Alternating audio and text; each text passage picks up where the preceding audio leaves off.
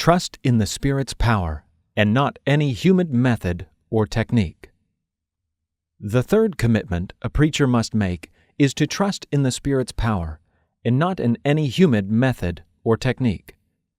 Paul writes, "My message and my preaching were not in persuasive words of wisdom, but in demonstration of the Spirit and of power."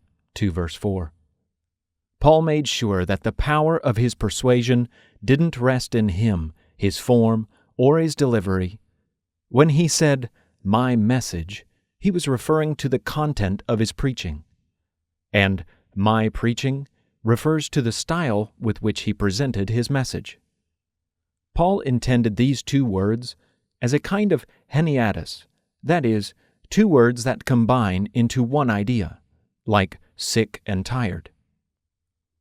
Paul was saying that nothing about his preaching, content, form, or delivery was done with persuasive words of human wisdom.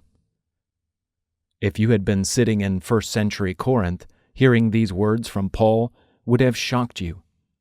As we saw earlier, the sophists' primary goal was to use their wisdom and delivery to persuade people, and the people of Corinth were enamored by this.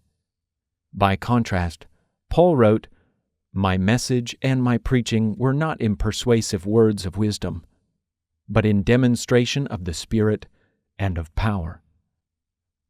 The Greek word translated demonstration is a word that the sophists loved. It occurs only here in the New Testament, but in Greek rhetoric it was a technical term used to speak of compelling evidence or proof. Here's what Paul wants us to understand. The compelling factor in preaching is not our personal powers of persuasion. It is not the brilliance of our arguments. It does not lie in the structure of our message. It doesn't rest in the manner of our delivery. The compelling demonstration in our preaching must always be the Spirit and His power working through the message. Hodge writes, Paul relied for success not on his skill in argument or persuasion, nor upon any of the resources of human wisdom, but on the testimony which the Spirit bore to the truth. The Holy Spirit demonstrated the gospel to be true. Very few of us today are tempted to use the techniques of first-century Greek rhetoric in an attempt to persuade an audience. But we are still faced with the temptation to rely on human methods and techniques of persuasion rather than depend on the power of the Spirit. We need to search our hearts and honestly ask ourselves, what human methods or techniques are we tempted to rely on? What do we believe really persuades people when we preach? Maybe our confidence is in the style of our delivery. Perhaps we figure that if we expend a lot of energy, pump up the volume, sweat through a couple of handkerchiefs, use catchy sayings, and close the service with an emotional story, we'll persuade people. Then there are those who believe the best approach is to speak with a quiet and intense sincerity. The goal is to make the sermon sound like a conversation.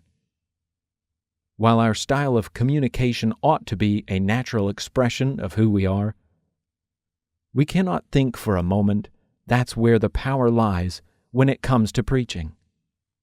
Still others are tempted to put their confidence in the visual arts, drama, the right lighting, or some other visual or experiential approach. There's a big emphasis on setting the right atmosphere. If our confidence for persuading people is in anything but the power of the Spirit, we will never know His power in our preaching. Even those who are committed to biblical exposition can end up relying on some human technique or method. Expositors can be tempted to put their confidence in long hours of study, careful exegesis, syntactical analysis, homiletical skills, parallel outline points, and passionate delivery.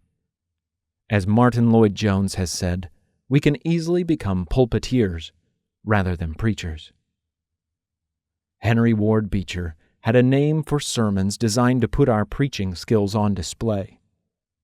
He called them Nebuchadnezzar sermons. Is this not Babylon the Great, that I built myself by the majesty of my power and for the glory of my majesty?